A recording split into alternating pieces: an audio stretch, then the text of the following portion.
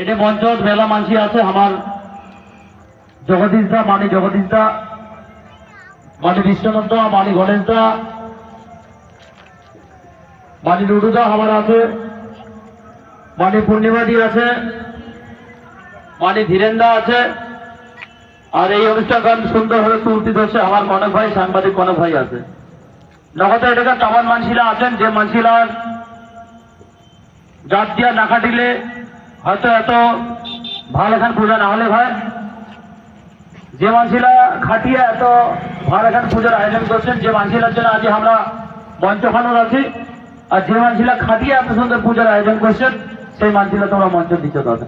তোমার সবাইকে আমার হিয়া ভরা ভেলা ভেলা শুভেচ্ছা, ভেলা ভেলা ধন্যবাদ।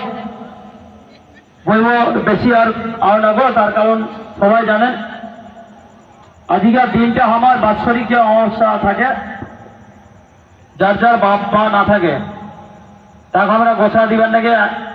তার জগতে আমরা হিন্দু সনাতন ধর্মের মানসি, আমরা কালী পূজা সব মানসিলাই করি। সারাদিন উপাস আমার অঞ্জলি দিবেন লাগে, ওটা ব্রাহ্মণ বাচ্চা আছে, অঞ্জলি আর অনেক পরে হবে, যজ্ঞ চলেছে, মিনিট 20-25 পরে অঞ্জলিও আছে।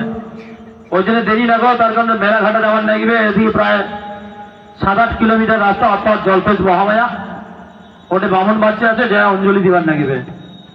তো বেশি কথা না কম, মাঠটা খালি একটা কথা কম যে মা আমরা কি দোষী জানি না, মা আমার ঘরে বার এটা আমরা প্রাকৃতিক দুর্যোগত পড়ি।